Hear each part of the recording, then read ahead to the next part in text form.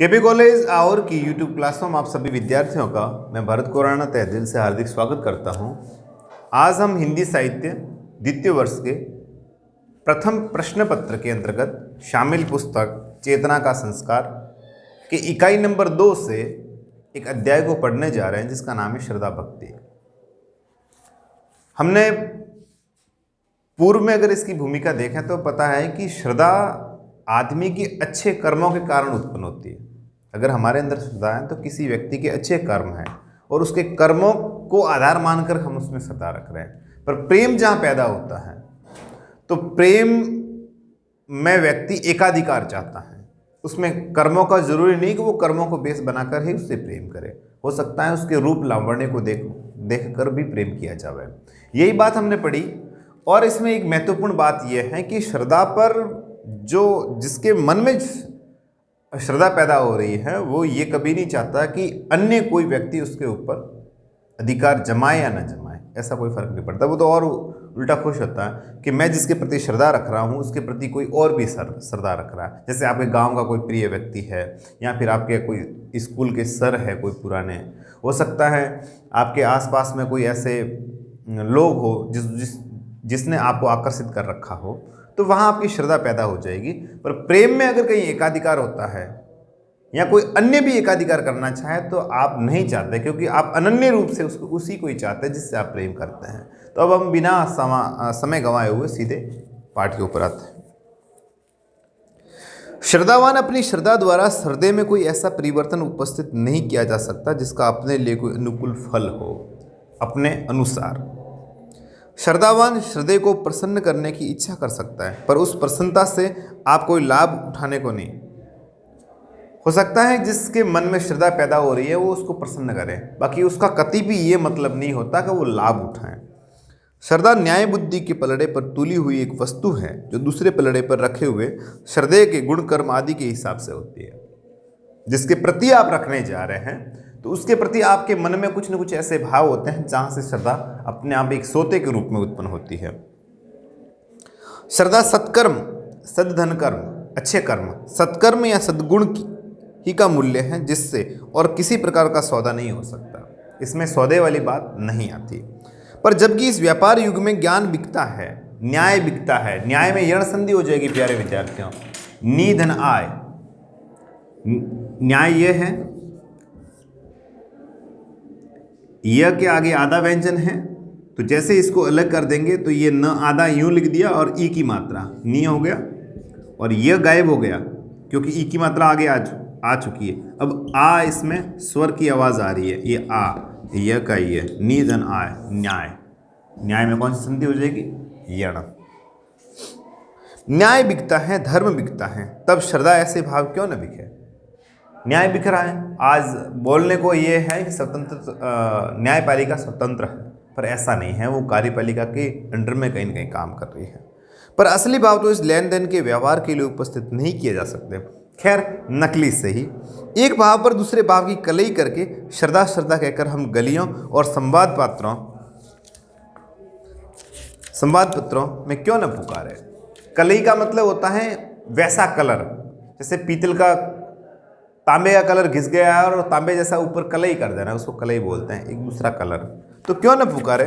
ऐसे झूठे श्रद्धावादों से घिरकर झूठे श्रद्धा पात्र सच्चे श्रद्धा पात्रों को क्यों न मात दे, क्यों न हरा दे, जबकि आजकल झूठे मोती सच्चे मोतियों को मात करते हैं। मतलब झूठ का बोल बोला जाता है। झूठा आदमी सच्चे को भी झूठा कर देता है, होता नहीं है? झूठा अगर आदमी कोई है तो वो सच्चे आदमी को भी झूठा साबित कर देता है। और झूठे मोती अक्सर सस्ते बिकते हैं पर जल्दी भी बिकते हैं, क्योंकि मोती होते हैं वो बाकी वाले महंगे होते हैं, इसलिए वो नहीं बिक पाते। कला कुशल या सदाचारी, सद्धन, अच्छे आचार वाला, अच्छे व्यवहार वाला सदाचारी अपने चार और प्रसन्नता देखना चाहता है। अतः अपनी श्रद्धा द्वारा हम उसे अपनी प्रसन्नता का निश्चय मात्र कराते हैं। हम चाहते हैं, उसको आभास करवाते हैं इस चीज़ का। हमारी प्रसन्नता से उसे अपनी सामर्थ्य का बोध हो जाता है और उसका उत्साह बढ़ता है।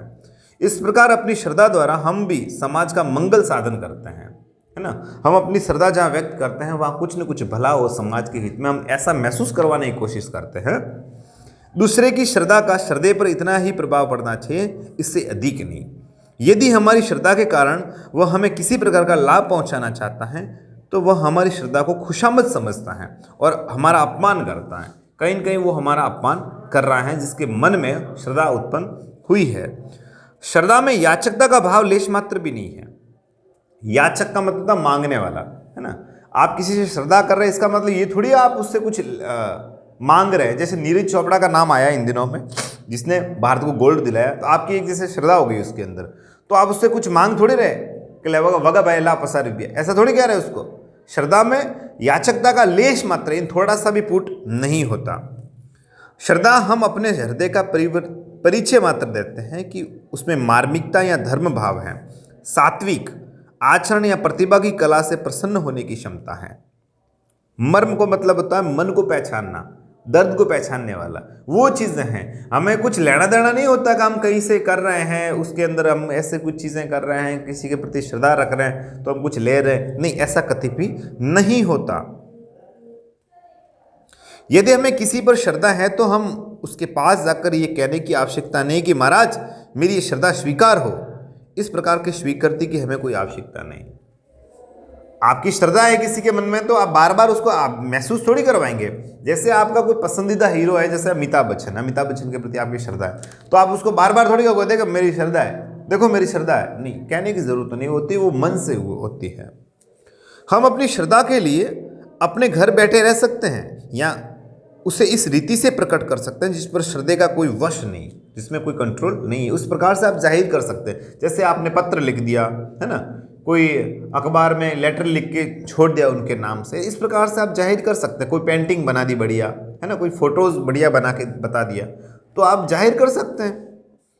यदि हमें किसी सुलेखक पर श्रद्धा है और वह इससे रुष्ट है तो भी हम उसका सच्चा चित्र और चरित्र साध सकते हैं। सुलेखक, लेखक यदि लिखने वाला, और सुलेखक का मतलब अच्छा लिखने वाला, तो चित्र से मैंने जो पहले ही बता दिया कि आप अपनी श्रद्धा प्रकट कर सकते हैं।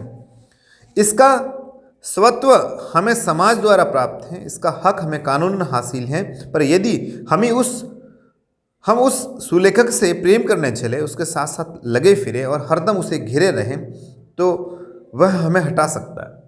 आप किसी को पसंद करते हैं, श्रद्धा है किसी के प्रति, और आप एनी टाइम उसके पास में रहना चाहते हैं, तो वो धीरे धीरे आपसे दूरी बनाने लगेगा, है ना। धीरे धीरे वो क्या करेगा, आपसे दूरी बनाने लगेगा। यार पूरे दिन जी खाता है। श्रद्धा प्रदर्शित करने का जितना विस्तृत इन बहुत बड़ा सामाजिक अधिकार हमें प्राप्त है, उतना उसके विपरीत भाव अश्रद्धा या घृणा प्रकट करने का नहीं। क्योंकि श्रद्धा हमने भूल से या स्वार्थवश प्रकट की तो किसी की उतनी हानि नहीं, पर घृणा भूल से द्वेषवश प्रकट की तो व्यर्थ का असंतोष और दुख फैल सकता है।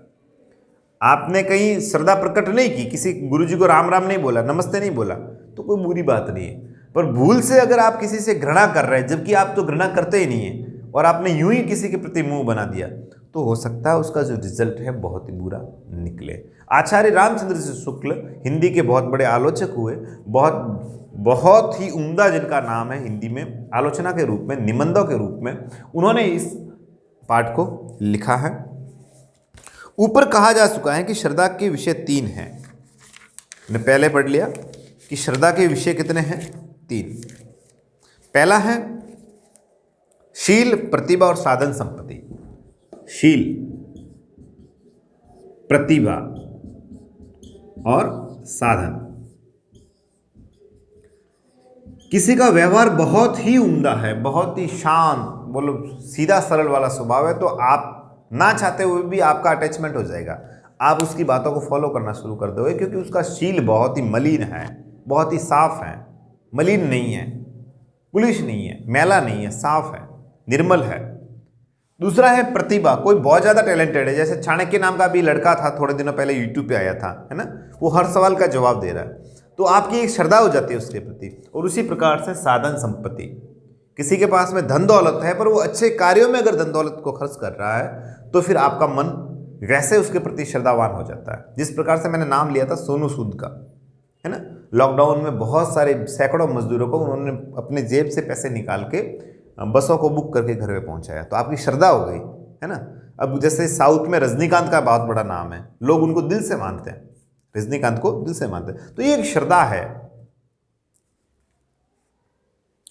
शील या धर्म से समाज की स्थिति, प्रतिभा से रंजन और साधन संपत्ति से शील साधन और प्रतिभा विकास दोनों की संभावना है। श्रद्धेय समाज की स्थिति या सुख का विधान करता है, एक सुख तैयार करता है। श्रद्धेय यानी जिसके मन में श्रद्धा है वो समाज की स्थिति में सुख पैदा करता है। यूं नहीं कि नहीं वही नहीं वरनो सीधे हाँ वो तो नहीं वही नहीं, ऐसी चीजें नहीं होती वहां। समाज अपने श्रद्धालु प्रतिनिधियों को कभी तो उसे आपत्ति से बचाने के लिए भेजता है, कभी कुछ भेंट उसके सामने रखने के लिए। श्रद्धावश जो दान दिया जाता है वो उसी प्रकार की भेंट है। श्रद्धा से, जैसे आपने देखा सुना होगा इतिहास में, आपने पास्ट में सुना होगा कि सबरी भीलड़ी को पता ही नहीं है कि मैं जो बेर है वो झूठी करके दे रही हूँ, है ना। पर वो इतनी श्रद्धा में मग्न थी भगवान श्री रामचंद्र जी के पता कि शबरी ने वो बेर को चक चक करके रखे, क्योंकि उसको पता था कि भगवान जब आएंगे तो ये बेर कभी खट्टे ना लगे उनको, ये बेर मीठे लगने चाहिए। तो उन्होंने एक एक बेर को चखा अपने मुंह से और फिर उस बेर को इकट्ठे किए। तो भगवान ने उसकी श्रद्धा देखी कि देखो मेरे प्रति कितनी श्रद्धा है इसको। उन्होंने ये कभी नहीं देखा कि मैं झूठे बेर खा रहा हूं। उन्होंने बड़े चाव बड़े प्यार से मां शबरी के जो दिए गए झूठे बेर थे उनको उन्होंने चखा और कहा। यह होती है श्रद्धा। सच्चा दान दो प्रकार का होता है, एक वह जो श्रद्धावश दिया जाता है, दूसरा वह जो दयावश दिया जाता है। एक तो श्रद्धा के कारण आपने कहीं पे दान दे दिया, है ना, कि आपकी आस्था है, और एक आप दया के कारण देते, ए ले भूखे मरे दियो रहने 10 रुपया दियो। और एक होता आप श्रद्धा के कारण, नहीं वो तो मोंजीरो भोपो है 10 रुपया दियो, है ना। तो एक तो श्रद्धा है और एक दया है, दो प्रकार से दान दिया जाता है। तो सरल सा प्रश्न बन सकता है आपका कि दान के कितने प्रकार हैं। तो दान के कितने प्रकार हैं? दो। पहला है दयावश और दूसरा है श्रद्धावश। श्रद्धा के वशीभूत होकर के देना और दूसरा है दया के वशीभूत होकर देना। पंडितों, विद्वानों और धार्मिकों को जो दान दिया जाता है वह श्रद्धावश दिया जाता है। अंधों, लूलों और लंगड़ों को जो दान दिया जाता है वह दयावश दिया जाता है। एले खोड़ू एले गरीब लोग कमाओ वालों ने दियो रे 50 रुपया, तो वो दया के अधिभूत होकर आपने दिया है ना। और जो महात्मा है, लो महाराज 20 रुपया पगे मिलो, तो वो आप क्या कर दे रहे हो? श्रद्धा के वशीभूत होकर के। श्रद्धा सामर्थ्य के प्रति होती है और दया असामर्थ्य के प्रति। जहां पे सामर्थ्य है, कैपेबिलिटी है, वहां पे श्रद्धा उत्पन्न होगी। पर जहां पर आपको ऐसा महसूस हो रहा है ए ले रहे कोई नहीं कमा वालू, वहां आपके अंदर दया पैदा होगी। क्या पैदा होगी? आप करुण बनते जाओगे। जन साधारण अपनी दया द्वारा केवल असामर्थ्य के उपस्थित परिणामों का कुछ स्थान के बीच और कुछ काल तक के लिए निवारण कर सकते हैं। अतः श्रद्धा द्वारा वे ऐसे असाधारण जनों को अपने वित्तानुसार, इसमें हो जाएगी दीर्घ संधि, वित्त धन अनुसार, वित्तानुसार थोड़ी थोड़ी शक्ति प्रदान करते हैं, जो असामर्थ्य के कारणों के निराकरण से समर्थ होते हैं। आपने दयावश किसी को पैसा दिया है तो वो आपका वित्त है, आपका धन है, वो किसी न किसी अच्छे कार्य में उसके लग जाएगा और हो सकता है उसका कुछ न कुछ काम बन जावे। पर आप सामर्थ्य को देख करके आप देते हैं तो हो सकता है वो काम ढंग जगह लग रहा है या नहीं लग रहा है, कोई गारंटी उसकी नहीं है। श्रद्धावश दान में उपयोगिता का तत्व छिपा हुआ होता है। स्मृतियों में श्रद्धावश दान पर बड़ा जोर दिया गया है और ऐसे दान के विषय में पात्र बहुत शानदार शब्द आया है दोस्तों, पात्र। तो इसका हो जाएगा पात्र धन अपात्र, कुपात्र को दान दियो न दियो, है ना। पात्र इन योग्य और अपात्र जो योग्य नहीं है, दीर्घ संधि है इसमें। कौन सी है?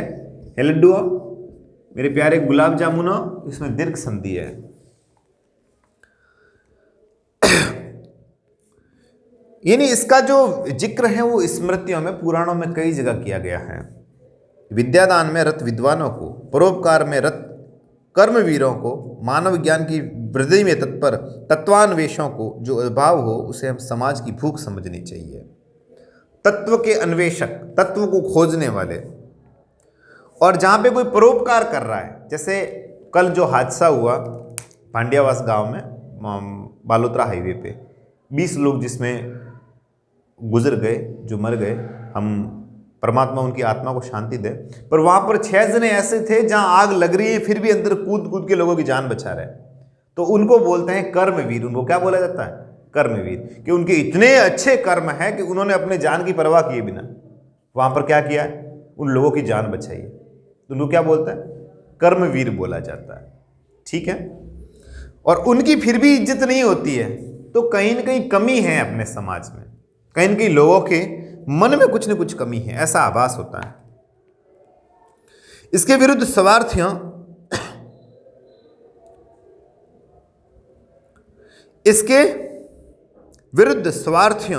अंधाध्यायियों आदि को जो कुछ दिया जाता है वह समाज के अंग में उसी प्रकार नहीं लगता जिस पर अतिसार या संग्रहणी वाले को खिलाया हुआ अन्न। अतिसार का मतलब जिसने ज्यादा खा लिया, संग्रहणी का मतलब इकट्ठा करने वाला, ओ वही मारे सही है, ओ वही मारे सही है, वो वही मारे चीजें, पीड़ा का वही मारा चीजें, राता वही मारा चीजें, बूटी मारा चीजें, उसको दिया नहीं दिया के बराबर है। तो उसी प्रकार से वो काम नहीं आता। भारतवर्ष में श्रद्धा का संबंध दान के साथ इतना गहरा समझा जाता है कि अश्रद्धा पूर्वक दिया हुआ दान निष्फल माना जाता है ना। गुरु बिन दान हराम है, देख पढ़ लीजिए वेद पुराण, मतलब ऐसा लिखा हुआ गुरु की महिमा उतनी है। और फिर कहा गया कि आपने अश्रद्धा से मुंह फुला करके किसी को कुछ दे दिया है तो उसको जो फल की प्राप्ति होनी चाहिए उस फल की प्राप्ति आपको नहीं होती है, वो निष्फल माना जाता है बिना फल के। इसी से शुष्क प्रथानुचरण, प्रथा का अनुचरण करने वाला, प्रथा को मानने वाला के रूप में भी यदि कुछ दिया जाता है तो श्रद्धा का नाम ले लिया जाता है। पंडव पुरोहितों को देते हुए यजमान भी कहता है कि महाराज इतनी ही श्रद्धा है, और पंडे पुरोहित भी कहते हैं कि जितनी श्रद्धा हो उतना दो। यद्यपि इन पंडों और पुरोहितों के संबंध में सदा वह निश्चय नहीं रहता कि वे बड़े विद्वान, बड़े धार्मिक या बड़े परोपकारी है। कोई गारंटी नहीं है कि ब्राह्मण जो आ रहा है अपना जो आपके पास में जो शास्त्रार्थ कर रहा है, जो आपके घर पे आ रहा है, जो पंडित जी आपके पास में दक्षिणा लेने आ रहे हैं, कि वो ज्ञानी है या नहीं। फिर भी वो कहते हैं श्रद्धा के अनुसार दो। और अपन भी बोलते हैं हमारा फूल रे जगह पोकड़ी हाजिर ऐसा, हाँ क्या बोलता है, फूल रे जगह पोकड़ी, मतलब आपकी अपनी श्रद्धा है उसके अनुसार आप भी उनको दे रहे हैं। मनोविकार, मन के विकार, मनोविकार के उपयुक्त विषयों के नीचे में कभी कभी बुद्धि की भी थोड़ी बहुत आवश्यकता होती है, क्योंकि एक ही व्यक्ति के प्रति किसी को श्रद्धा होती है और किसी को अश्रद्धा, है ना। अब किसी को बेसन के गट्टे अच्छे लगते, किसी को नहीं लगते, तो एक की श्रद्धा होती है दूसरे की नहीं होती, इसका कुछ कहा नहीं जा सकता। इसका कारण घृणा के अंतर्गत अच्छी तरह दिखाया गया है। श्रद्धा और प्रेम के योग का नाम भक्ति है। देखो भक्ति कब पैदा होगी, जब किसी के साथ में आपकी श्रद्धा है और साथ में प्रेम भी उमड़ रहा है, तो वहां पे भक्ति पैदा होगी। क्या पैदा होगी, भक्ति। कई बार होता है ना भजन संध्या में, मीरा थारा कोई लागे गोपाल और नाचवा ढुके बैर उबी बेन, वो भक्ति है। वो क्या है, भक्ति है। वहां प्रेम भी है, मीरा के चरित्र को लेकर के वहां प्रेम भी उमड़ रहा है, और मीरा ने जो दुख देखा है उसके दुखों को लेकर के आपके मन में श्रद्धा भी पैदा हो रही है, और फिर आपके मन में एक सोता फूटता है भक्ति का, उसका नाम भक्ति है। तो भक्ति के लिए श्रद्धा और प्रेम दोनों का उपस्थित होना बहुत ही अनिवार्य है। ऐसा कौन कह के गए हैं, आचार्य श्री रामचंद्र शुक्ल जी। कौन, शुक्ल जी।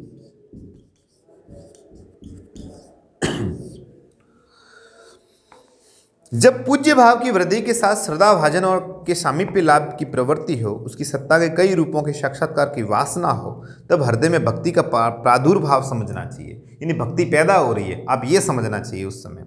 जब हृदय के दर्शन, श्रवण यानी सुनना, कीर्तन, ध्यान आदि में आनंद का अनुभव होने लगे, तब उससे संबंध रखने वाले श्रद्धा के विषयों की अतिरिक्त बातों की ओर भी मन आकर्षित होने लगे, तब भक्ति रस का संचार समझना चाहिए।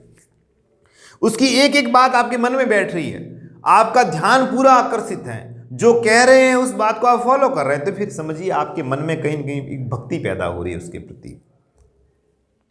जब हृदय का उठना बैठना, चलना फिरना, हंसना बोलना, क्रोध करना आदि में भी हमें अच्छा लगने लगे, तब हम समझ लीजिए कि हम उसके भक्त हो गए।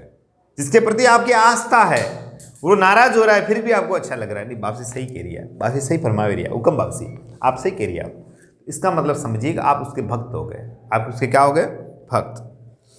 भक्ति की अवस्था प्राप्त होने पर हम अपने जीवन कर्म का थोड़ा या बहुत अंग उसे अर्पित करने को प्रस्तुत होते हैं, और अपने जीवन कर्म पर भी अपना कुछ प्रभाव रखना चाहते हैं कि नहीं ए बावसी फूल रे जुगन पकड़ी ने मारो तो आप तो लेना मारा माते मारा शरीर पकड़ का वालों तो नहीं उतरे, मतलब ऐसी जब आपके अंदर भावना आ जाए तो समझिए आप उसके पक्के भक्त हो चुके हैं।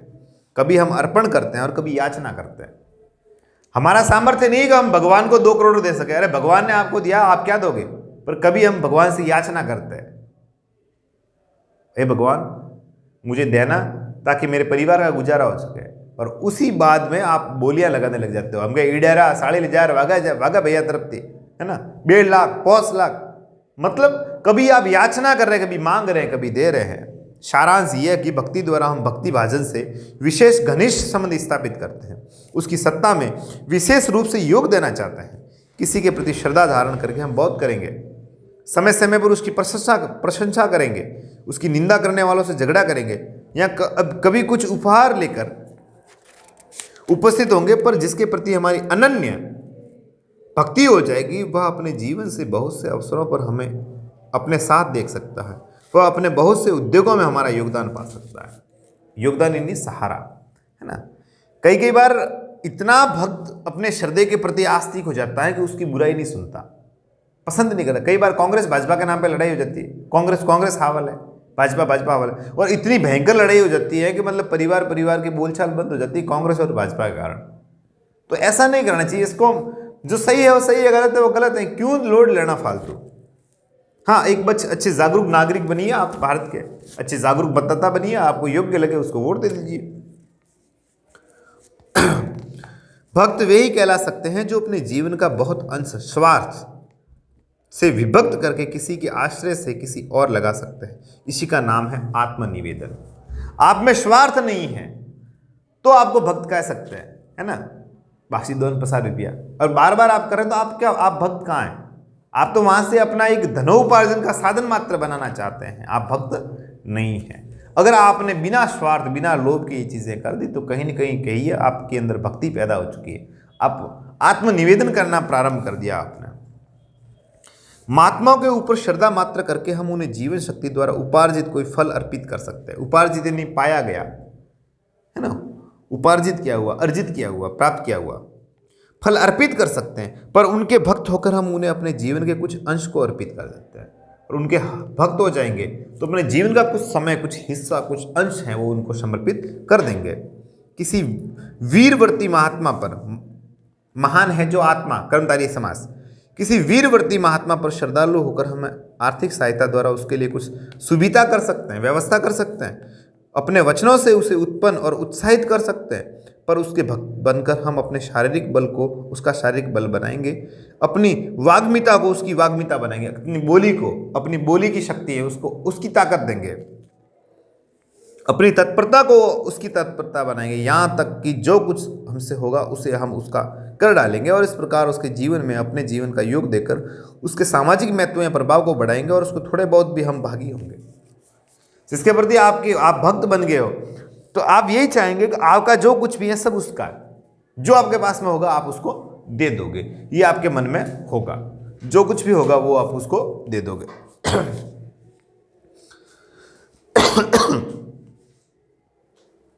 आगे है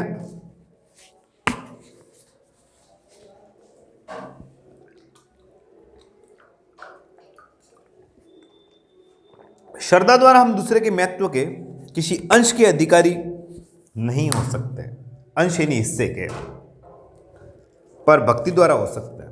किसी का अधिकार पाना चाहते तो आप भक्त बन जाइए, केवल श्रद्धा रखने से कुछ नहीं होता। हम बासी को भले कर जियो, बस में बैठा बैठा तलेम करवा दी, बाप से भला नहीं करता, जानो ही पड़ा बेटा।